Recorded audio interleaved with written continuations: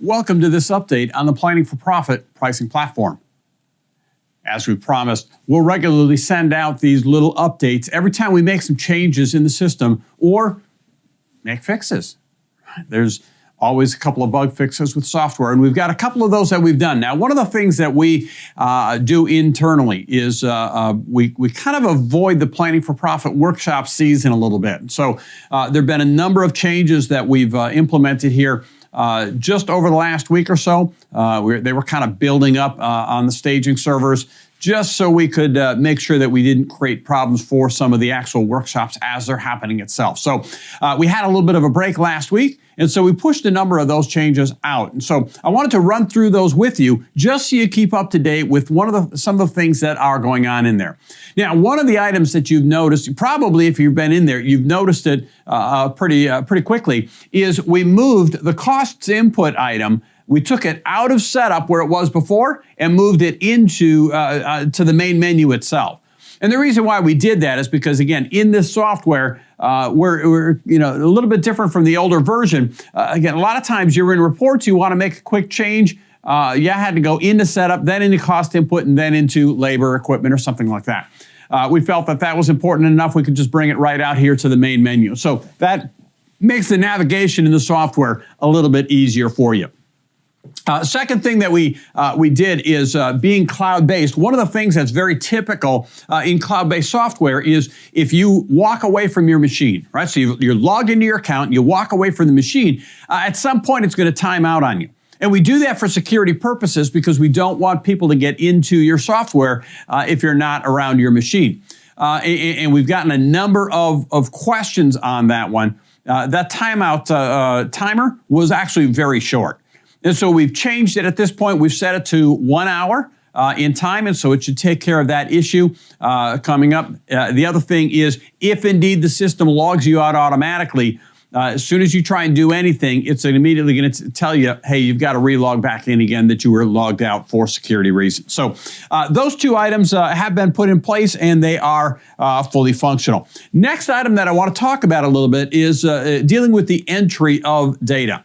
And we made a number of changes here. And again, the goal is to make it quicker and easier for you to enter your data and to make changes. And so the first one, so I'm going to go into cost input, and we're going to go into equipment first. So on the equipment entry, one of the things that we've done, and you may have noticed it, I'm just going to edit a particular record here. And when I go in and edit that record, one of the items that you will notice is we've got this icon here. It says fuel burning equipment.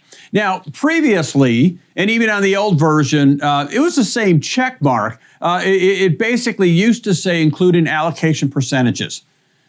Well, that told the software what to do, but it really didn't tell you what it was doing. And so if you check this, we just changed the verbiage is all we did. It's the same box that was there before. The intent of that box is if you're entering a piece of equipment that was a truck or a salesman's car or something like that, one of your vehicles, right? That's why we would check this item. Right now, by default, it's going to be checked. If you're entering something that's not fuel burning equipment, in other words, a job trailer, a high lift, the generator, a computer server, any of those items, small tools, many people put in there. If those are the items, you want to uncheck that box because it's not one of your vehicles that are burning fuel. And where that gets used is later on when you're entering in fixed and variable overhead, you can use the allocation method of equipment. Well, what it does is it comes back and looks at any of your major pieces of equipment where that box is checked and will calculate the percentages automatically for you. If we're putting in, for example, and typically where that's done is things that are tied back to trucks. So things like fuel, maintenance on the trucks, tolls, things like that. Those items would be allocated based on the vehicle percentages. And if we had things like computers and other items in that mix, it can start to really skew those percentages quite a bit. And so we just changed that to make it a little bit more descriptive for you. Next item that we did is we're going to go into the labor entry. Now, we made a couple of different changes here, and we did a number of items just to, again, make it a little bit quicker and easier for you in the entry. Now, most of the employees in the company tend to be hourly employees. So we've done a couple of things. We just, again, we default to direct labor employees. We also default now to hourly. And so the only time you have to change it when entering a new employee is if the employee is a salaried employee themselves. Now, one of the other items that we've made a change on is in the input hours screen. And so when we look at this screen, there was two things that we were running into. We had a couple of people come back to us and say, hey, we've got there's a name up here, but then we have input hours for, and it was blank, right? So the names weren't showing up properly. We cleaned that up to make sure that's not a problem. The other item is just some little things, label changes. So we used to have lost hours here. Quite frankly, the reason it said lost hours instead of non-billable hours was because on the previous version of the software, there wasn't enough screen room. All right, we have more screen room at this point in time, and so we've gone to non-billable just to be consistent throughout.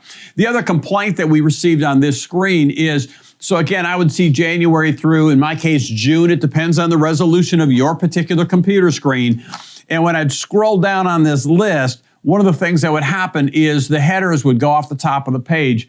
And so we would lose these headers and not see them as I scroll down. We've rectified that, changed the software so that the headers stay there all the time, so you can always see, even as you scroll down, which columns are what. So we've added and cleaned that one up in there as well. Let's see, just going through my list to make sure we caught them all. There was one other issue that some of you brought to our attention. I just want to let you know that it is resolved.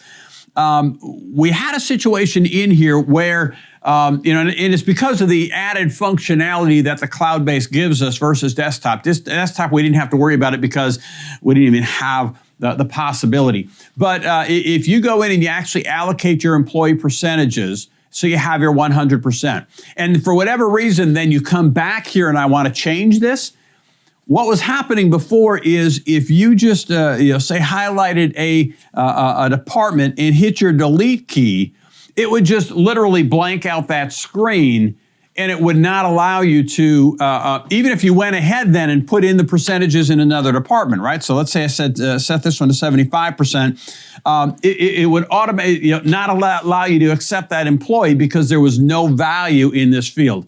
What we did is we changed that, so if you hit 0 now, or if you hit delete now, it will automatically default to 0 every time. So you don't have to worry about that anymore.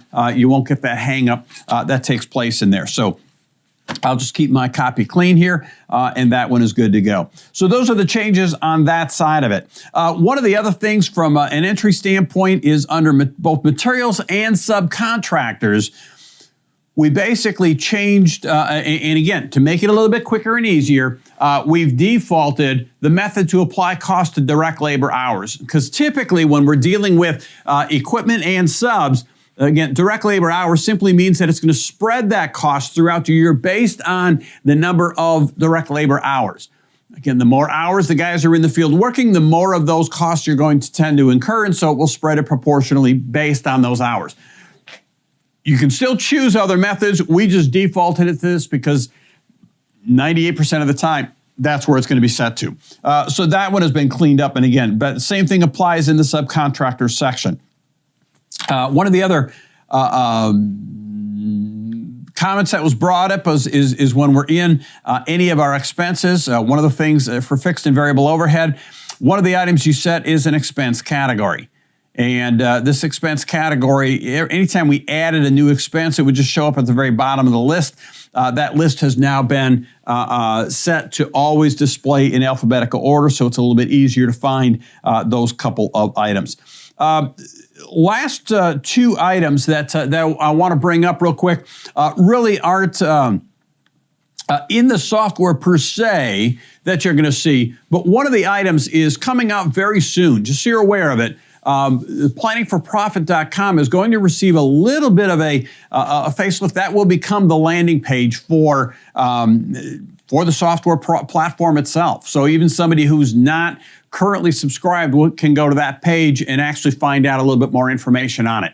And so you're going to see fairly quickly here an update that hits that when you go to planningforprofit.com, you'll actually see a web page, and there'll simply be an icon right up at the top that will give you access to log into the software. So you'll go to that particular page. At the same time, we're also implementing a software ticket system in here so that if you have an issue that you want to report, there will also be an icon right up at the top of the page to allow you to report an issue.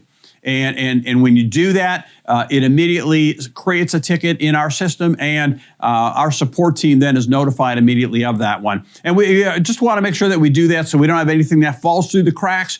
We give you a real quick, easy way online to report that into us as well. Of course, you can always simply pick up the phone and give us a call. We're always here to help you in that manner. As well. And then the last change that also took place in here was for any new users that come on board. If we have new users that come on board, we've actually just put in a welcome video. So the first time they get in there, they kind of know where to get going. Keep in mind that, again, we've got the expert icon up here in the corner. Every time that, again, we make substantial changes in the software, we will also automatically update those tutorial videos and put them online there as well. So that's kind of it. There's a whole list of updates that we've had here. If you've got any questions on any of these items, feel free to give us a call here at Grandy & Associates. We are ready and willing to help. Make a decision to make it a profitable day.